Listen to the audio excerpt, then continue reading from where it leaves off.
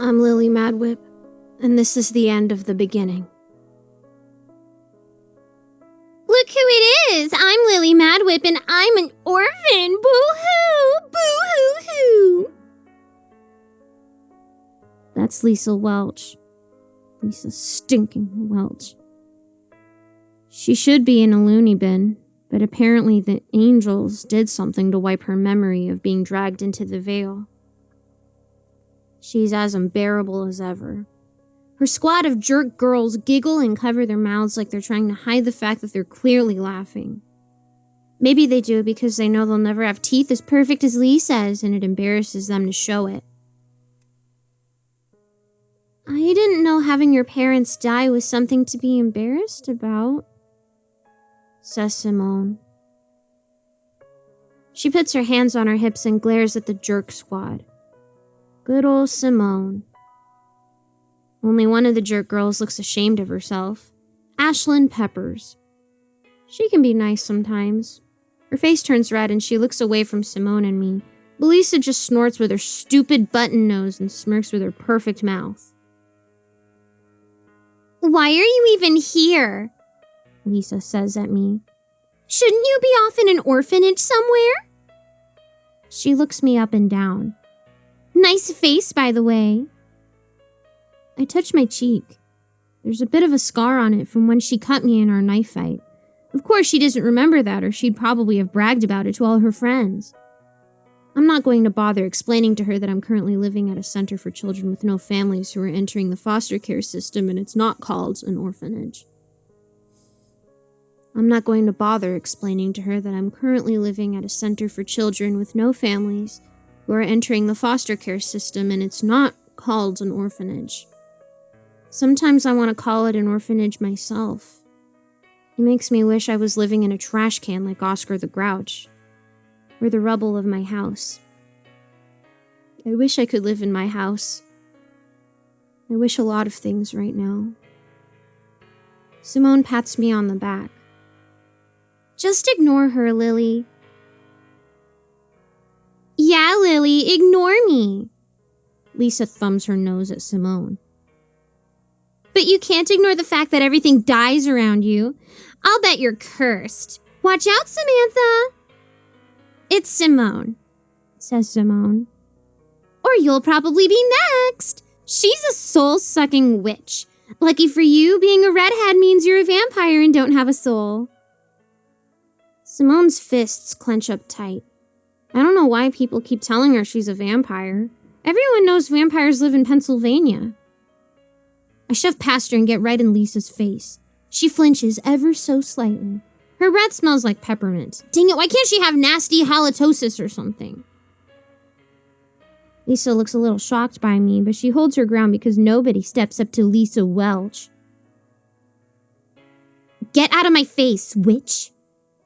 That's right, Lisa. I am a witch. I'm standing so close I can feel the heat coming off her. She's like a mini bake oven.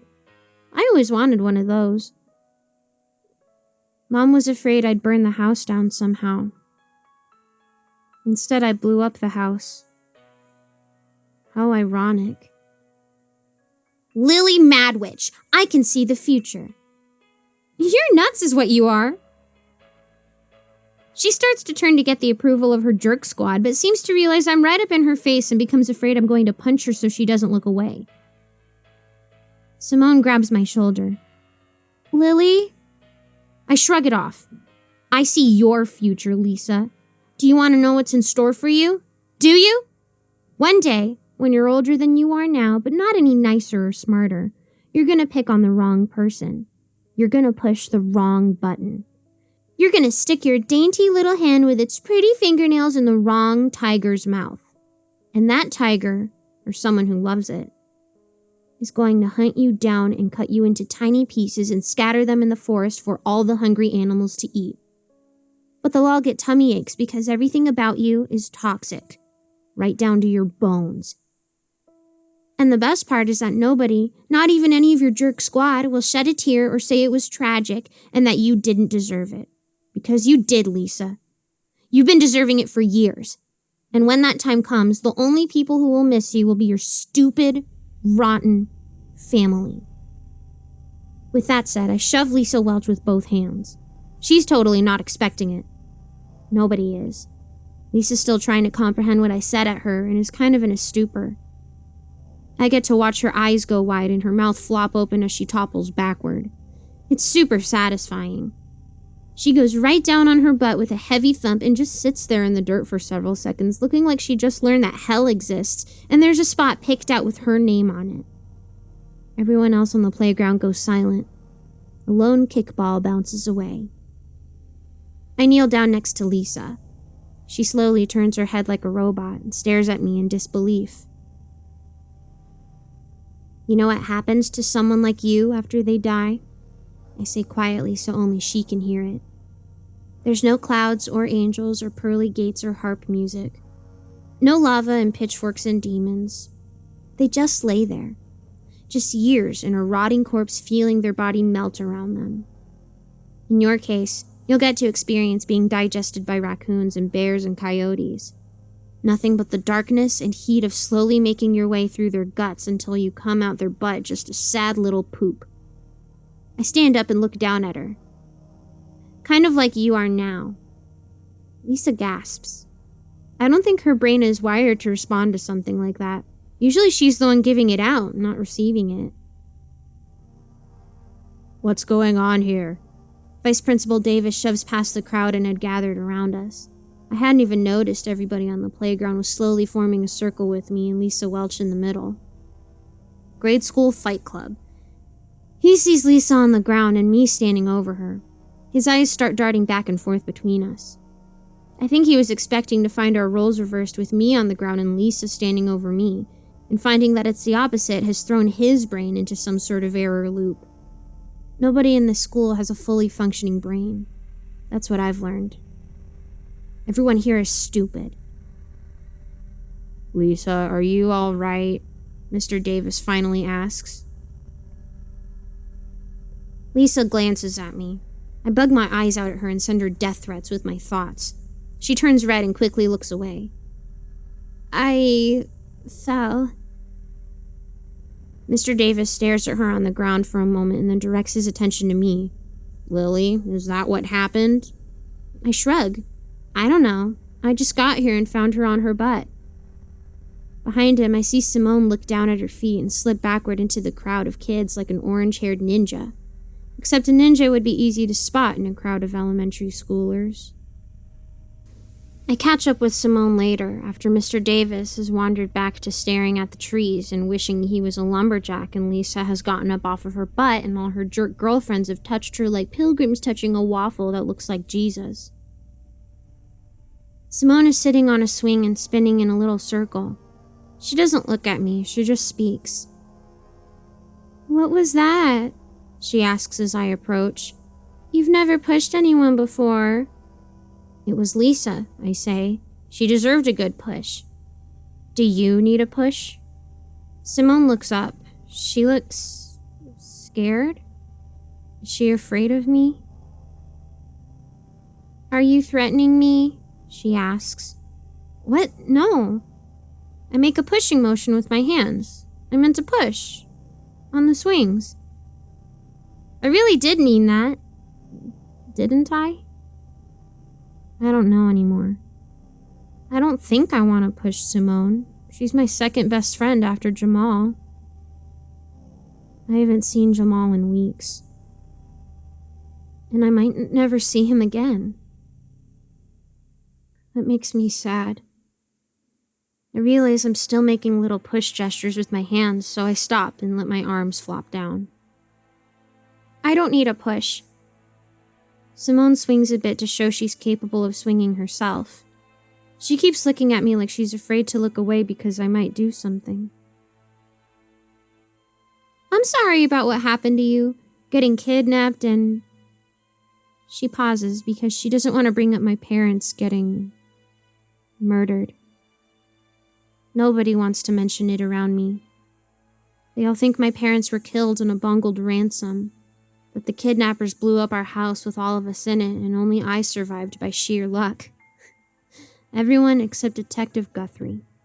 He keeps coming by the center where I'm staying since I've got no family and no home. He asks me the same questions and I keep giving him the same answers. I don't lie to him. I tell him everything that happens. He's just struggling to understand it. It's hard to accept the things that happen to me when you don't believe most of them are possible. After school, I don't take the bus back to the center. Instead, I hike over to the library. Sean the librarian is there organizing books. The real Sean the librarian, not the imaginary Sean the librarian that was in the Vale. This one doesn't talk to me as much. I didn't even notice when I was in the Vale how talkative Sean the librarian was. That should have clued me in that something was off. I was kind of distracted at the time. I spend an hour hunting for books on magic and spells. There don't seem to be any, though. At least, not any about real magic.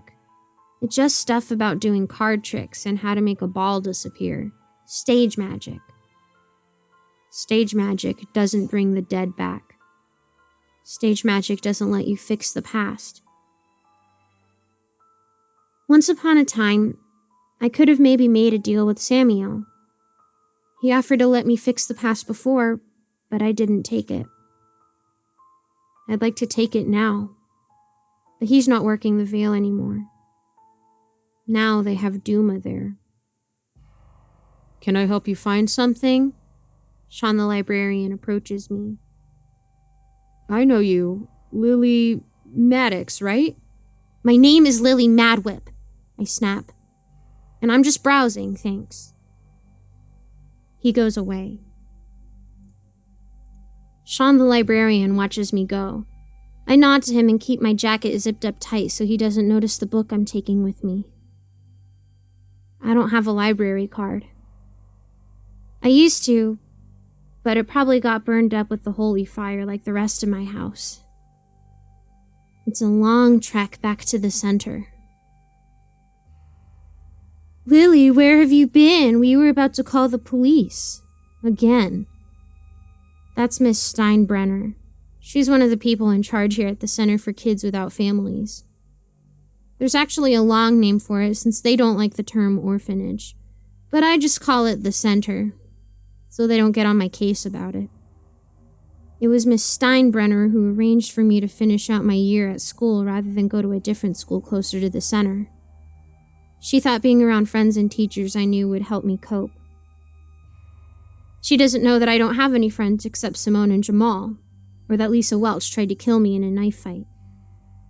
That might change her perspective on the idea. Sorry, Miss Steinbrenner, I say.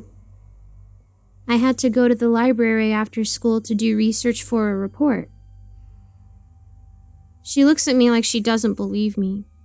Probably because she doesn't. My teachers tell her everything they assign me so she can be sure I'm keeping up. I lie to her even though I know she knows the truth because I just don't care, and I don't want to tell her I was researching dark magic. Why do you lie to me, Lily? She asks in a voice like she wants to be my friend. But I know she doesn't. I'm just another kid in the system for her to deal with. She doesn't care about me more or less than any of the others, like Henry, whose dad killed his mom and went to jail, or Heather, who never knew her mom because she died in childbirth, and her dad died of a stroke because he didn't take care of his blood pressure. To her, I'm just Lily, whose parents died in an explosion. Lily, who sits in her room and doesn't play dominoes or Pop-O-Matic Trouble or Monopoly because Monopoly sucks. Yeah, I said it. I shrug. Can I go to my room? She nods. I go up to my room, toss my backpack on the floor, and stand in front of the closet, holding my breath. I close my eyes, turn the knob, open the door, and then my eyes. It's just a closet. There's about 3 sets of clothes hanging on hangers, and some art stuff propped up against the wall from when I tried to paint but gave up. I just can't paint still lifes anymore. Everything is a still life. If you blink fast enough, life becomes a flipbook. I shut the door and count to 10, then open it again. It's still a closet. It's not going to change, says Pasher. Go away. I look to see where he is. They put him on my bed right on my pillow. I've thrown him out about 12 times, but he keeps coming back to me. Pasher always comes back to me. She's not there, Lily. Who? You know who. Your mother. I flinch. I don't know what you're talking about. Lily, please. He almost sounds like he means it. You know you can't lie to me. The veil is sealed as it should have always been. Well, why wasn't it? I ask angrily. Why did you allow it to be open so this could happen? Because we are not perfect either. Samael used his pawns from other pantheons to chip away for centuries. We knew he was working as he was supposed to test the veil's strength, but we had no idea the extent of the damage he had done to it because we couldn't see what they were doing. I once thought the sound of Pasher's voice was soothing, but now it's like dragging your fingernails down a chalkboard. I don't want to hear it. There's a pause. I'm waiting for him to say it. Those words he always says. I'm sorry, Lily. There they are. Go away. I can't. I turn on him. Yes, you can. You can go be someone else's angel. That's even what you are, because I'm pretty sure angels aren't supposed to ruin people's lives. Pasher sighs. I know it seems cruel, but there's a purpose for all things, even this. I promise you, your life isn't ruined, Lily. There's a plan. Even I don't entirely know what it is. I'm only doing what I was created for. Well, then what makes you any different from Samael's goons? He pauses.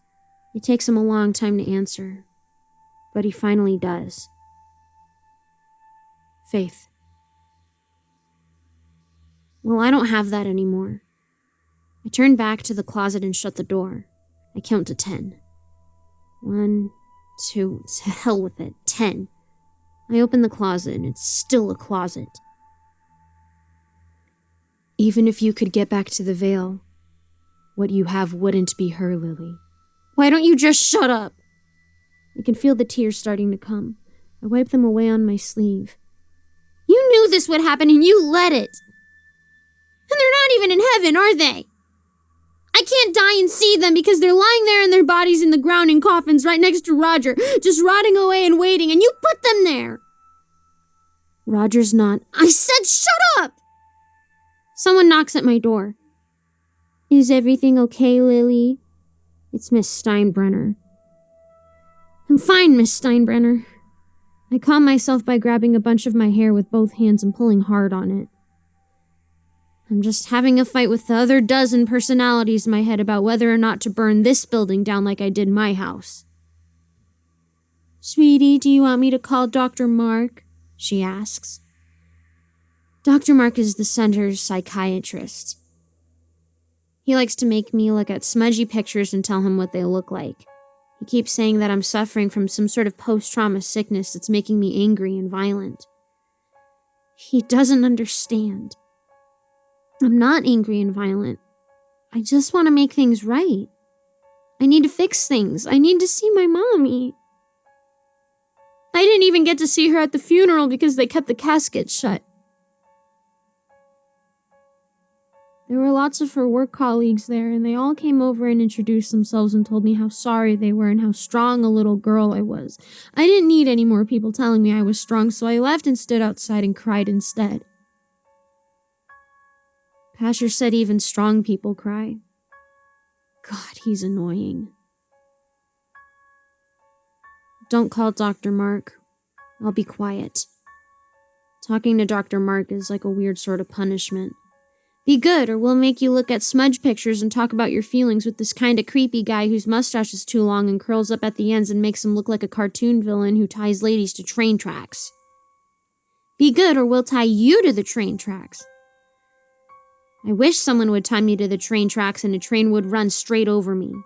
Toot, toot. Lily, Pasher starts talking. I grit my teeth. I know what you have there in your jacket. Don't do this. If I do anything, it's all part of the plan, isn't that right, Pasher? Look. He sighs again. I know there is nothing I can say that will make you feel better, and you wish we'd never bonded, so I will be quiet. But I'll always be here for you, as I've always tried to be. When you need me, and you will need me if you do this, I'm here. Right here. I don't need you, I hiss quietly. So good riddance. He doesn't say anything. In fact, my brain feels like there was a noise, a kind of static like on the radio that was always happening in it. It's gone suddenly quiet. I can hear myself think better. I was so used to the static being there that I didn't know what it was like without it, and now it's gone and the room is eerily silent. I climb on my bed and toss Pasher back behind the headboard.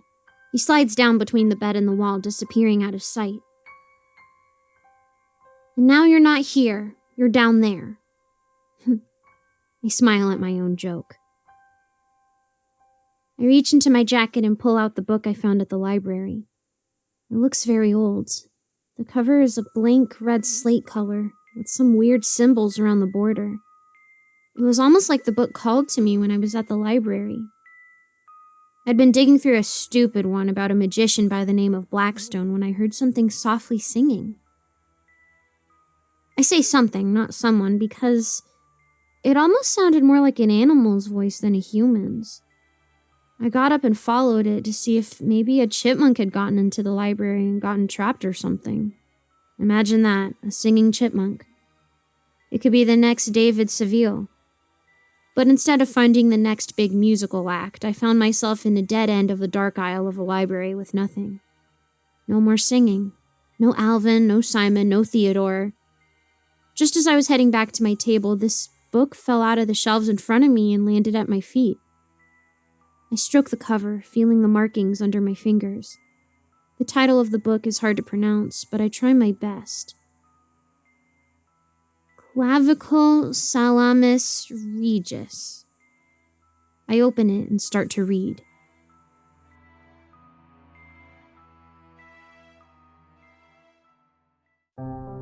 Hey there, kids, and happy Halloween. It's me, MrCreepyPasta, and I wanted to tell you thank you so much for watching tonight's video, or listening to tonight's episode, this Oktoberfest, on the podcast.